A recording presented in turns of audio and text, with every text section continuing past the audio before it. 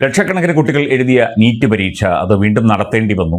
അതിനകത്തുണ്ടായ ഒരുപാട് പ്രശ്നങ്ങളും പ്രതിസന്ധികളും തീർച്ചയായിട്ടും അതൊന്നും നടക്കാൻ പാടില്ലായിരുന്നു. ലക്ഷക്കണക്കിന് കുട്ടികളുടെ ഭാവിയാണ് ഇതിലൂടെ നിർണ്ണയിക്കപ്പെടുന്നത്. എന്നാൽ ഇനി നീറ്റ് പരീക്ഷയുടെ രീതികൾ മാറുകയാണ്. ഇപ്പോൾ നാഷണൽ ടെസ്റ്റിംഗ് ഏജൻസി അതുതന്നെയാണ് പറയുന്നത്. നീറ്റ് പരീക്ഷയുടെ രീതി അപ്പാടെ മാറുകയാണ്. നീറ്റ് പരീക്ഷ കുറ്റമറ്റതാക്കാൻ, നീറ്റ് പരീക്ഷയുടെ പോരായ്മകൾ പരിഹരിച്ച് അതിൽ ഏതെങ്കിലും തരത്തിൽ ഇടപെടൽ നടത്തിയ പരീക്ഷയെ തകർക്കാൻ ശ്രമിച്ചാൽ അതിനൊക്കെ തന്നെ പരിഹാരമായിട്ട് പരീക്ഷ സമ്പൂർണ്ണമായി ഇനി ഓൺലൈനായി നടത്താനുള്ള തീരുമാനം ഉണ്ടാകുന്നു എന്നതാണ് ഏറ്റവും പുതിയ ഒരു വാർത്ത.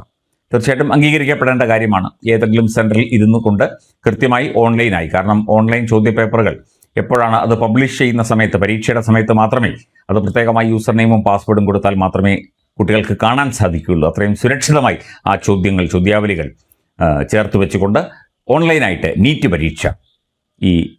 പരീക്ഷ മാത്രമല്ല, ഒരുവിധപ്പെട്ട ഇത്തരം കോമ്പറ്റിറ്റീവ് പരീക്ഷകളൊക്കെ അങ്ങനെ തന്നെ നടത്തണം എന്നുള്ളതാണ് എല്ലാവരും പറയുന്നത്. ഇത് സമ്പൂർണ്ണമായി ഓൺലൈനിൽ നടപ്പിലാക്കും എന്നുള്ള വാർത്തയാണ് പുറത്തു വരുന്നത്. ഇതിൽ പോരായ്മകൾ കണ്ടേക്കാം, പക്ഷേ അതൊക്കെ തന്നെ പരിഹരിച്ച് മുമ്പോട്ട് പോകാനുള്ള എല്ലാവിധ സജ്ജീകരണങ്ങളും അടുത്ത വർഷത്തെ നീറ്റ് പരീക്ഷ മുതൽ ഒരുക്കും എന്നാണ് നാഷണൽ ടെസ്റ്റിംഗ് ഏജൻസി അതിൻ്റെ നടപടികൾ ആരംഭിച്ചു. നീറ്റ് UG പരീക്ഷകൾ പേപ്പർ അധിഷ്ഠിത രീതിയിൽ നിന്ന് കമ്പ്യൂട്ടർ അധിഷ്ഠിത രീതിയിലേക്ക് മാറ്റാനുള്ള നടപടികൾ ആരംഭിച്ചതായി നാഷണൽ ടെസ്റ്റിംഗ് ഏജൻസി മേധാവി അഭിഷേക് സിംഗ് അറിയിച്ചു.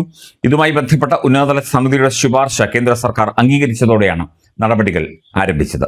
അടുത്ത വർഷം മുതൽ പരീക്ഷ ഓൺലൈൻ ആകുമെന്നും അദ്ദേഹം വാർത്താ ഏജൻസിയായ ANI പറഞ്ഞു.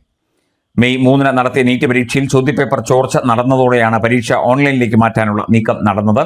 രാജസ്ഥാൻ സിക്കാറിലെ വിദ്യാർത്ഥികൾക്കിടയിൽ പ്രചരിച്ച ചോദ്യാവലി യഥാർത്ഥ ചോദ്യപേപ്പറിലെ ചില ഭാഗങ്ങൾക്ക് സമാനമാണ് എന്നുള്ളതാണ് സംശയമായി ഉയരാൻ സാധ്യത. നീറ്റ് പരീക്ഷയിലെ 720 ചോദ്യങ്ങളിൽ 600 എണ്ണമാണ് ചോദ്യാവലിയിലേതുമായി സാമ്യമുള്ളത് എന്ന് രാജസ്ഥാൻ സ്പെഷ്യൽ ഓപ്പറേഷൻസ് ഗ്രൂപ്പ് നടത്തിയ അന്വേഷണത്തിൽ വ്യക്തമായത്.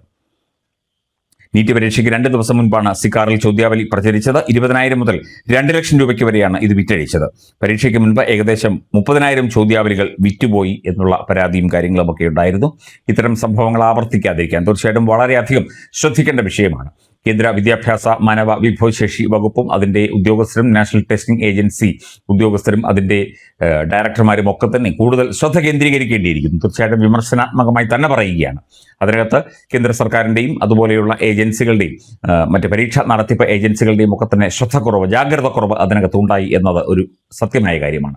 അത് കുട്ടികളുടെ ഭാവിയെ ബാധിക്കാതിരിക്കാൻ ഇനി അതിന് വേണ്ട സുരക്ഷാ ക്രമീകരണങ്ങൾ ഒരുക്കി പേപ്പർ അധിഷ്ഠിത പരീക്ഷയിൽ നിന്ന് കമ്പ്യൂട്ടർ അധിഷ്ഠിത മാർഗത്തിലേക്ക് തീർച്ചയായിട്ടും ഈ നീറ്റ് പരീക്ഷ പോലുള്ള കോമ്പറ്റിറ്റീവ് പരീക്ഷകൾ മാറ്റണം എന്ന് തന്നെയാണ് വിദഗ്ധർ അഭിപ്രായപ്പെട്ടത്.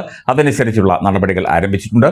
നീറ്റ് മാത്രമല്ല, മറ്റ് ദേശീയ പരീക്ഷകളും ഇത്തരത്തിലുള്ള മത്സര പരീക്ഷകളൊക്കെ തന്നെ കൃത്യമായി കോമ്പറ്റിറ്റീവ് എക്സാംസ് എല്ലാം തന്നെ ഈ കമ്പ്യൂട്ടർ അധിഷ്ഠിത ഓൺലൈൻ ശൃംഖലയിലേക്ക് അല്ലെങ്കിൽ ഓൺലൈൻ സംവിധാനത്തിലേക്ക് തീർച്ചയായിട്ടും മാറേണ്ടത് തന്നെയാണ്. ആ രീതിയിലുള്ള മാറ്റങ്ങൾ ആരംഭിച്ചു. അടുത്ത വർഷമെങ്കിലും കുറ്റമറ്റ രീതിയിൽ നീറ്റ് പരീക്ഷ പോലുള്ള പരീക്ഷകൾ നടക്കും എന്ന് തീർച്ചയായിട്ടും നമ്മളെല്ലാവരും പ്രതീക്ഷിക്കുന്നു.